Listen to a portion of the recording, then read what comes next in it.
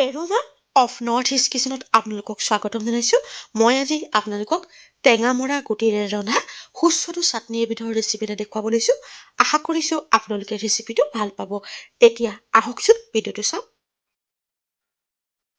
ৰেচিপিটোৰ বাবে মই 250 গ্ৰাম টেঙামৰা গুটি আৰু 2টা বিলাহী লৈছোঁ।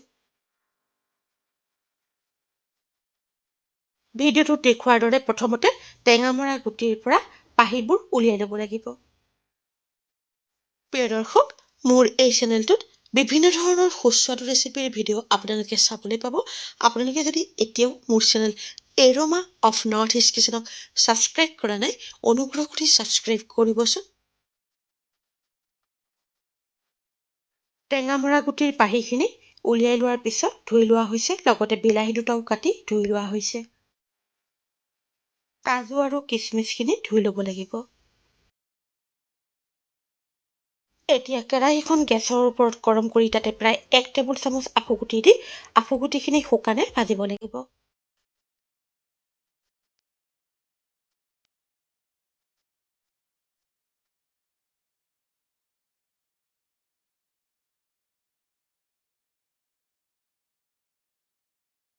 আফুগুটিখিনি ফুটিবলৈ ধৰিলে প্লেট এখনত নমাই ঠাণ্ডা হ'বলৈ দিব লাগিব। আফুগুটিখিনি ঠাণ্ডা হোৱাৰ পিছত শিলপতাত শুকানে পিচি ল'ব লাগিব।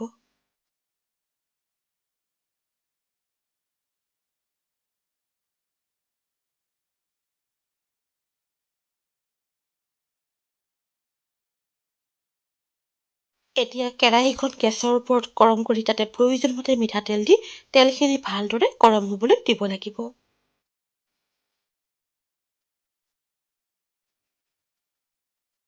এতিয়া গৰম তেলত সৰিয়হৰ ফোৰণ দি কুটি লোৱা বিলাহী, টেঙামৰা গুটিৰ পাহি, জোখমতে নিমখ, হালধি আৰু জলকীয়া গুড়িখিনি দি ভালদৰে লৰাই ঢাকি দিব লাগিব।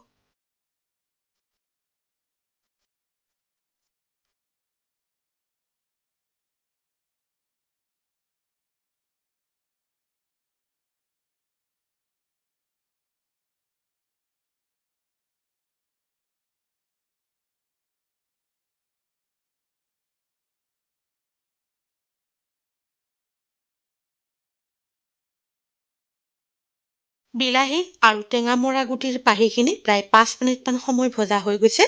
এতিয়া তাত কাজু আৰু কিচমিচখিনি দি ভালদৰে লৰাই ঢাকি দিব লাগিব।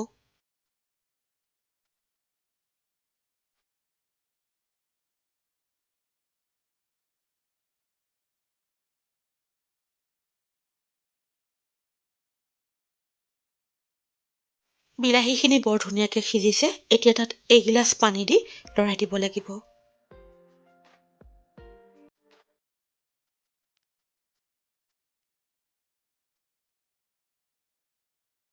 এতিয়া তাত প্ৰায় 4 টেবুল চামুচ চেনি দি ভালদৰে লৰাই উতলিবলৈ দিব লাগিব। চেনিৰ সলনি গুৰো ব্যৱহাৰ কৰিব পাৰিব।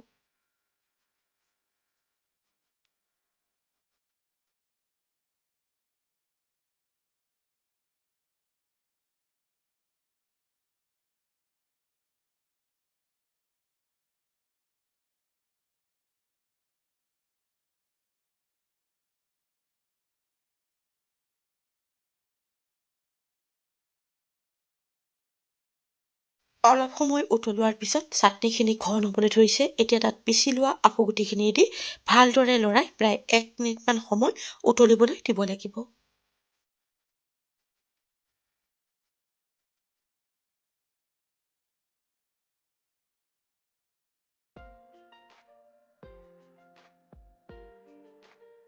টেঙামৰা গুটিৰ সুস্বাদু চাটনি প্ৰস্তুত হৈ গৈছে। এতিয়া গেছৰ জুই নুমুৱাই দিব লাগিব। এই সুস্বাদু চাটনিবিধ প্ৰস্তুত কৰিবৰ বাবে মই কি কি উপকৰণ লৈছোঁ ইয়াতে লিখি দিছোঁ। আপোনালোকে ৰন্ধাৰ আগতে এবাৰ চাই ল'ব পাৰিব। টেঙামৰা গুটিৰ সুস্বাদু চাটনি প্ৰস্তুত হৈ গৈছে। এতিয়া পাত্ৰ এটাত উলিয়াই পৰিৱেশন কৰিব পাৰিব। টেঙামৰা গুটিৰ এই চাটনিবিধ ফ্ৰিজত ৰাখি আপোনালোকে কেইবাদিনো খাব পাৰিব। এই চাটনিবিধ খাবলৈ বৰ সোৱাদ হয়। আপোনালোকেও কেতিয়াবা এনেদৰে ৰান্ধি খাই চাবচোন। প্ৰিয় দৰ্শক, আপোনালোকৰ যদি মোৰ এই ৰেচিপিটো ভাল লাগিছে তেনেহ'লে লাইক আৰু কমেণ্টৰ জৰিয়তে জনাবলৈ নাপাহৰিব। এনেধৰণৰ সুস্বাদু ৰেচিপিৰ ভিডিঅ'লৈ আকৌ আপোনালোকৰ ওচৰলৈ আহি আছোঁ। আজিলৈ আহোঁ, ধন্যবাদ।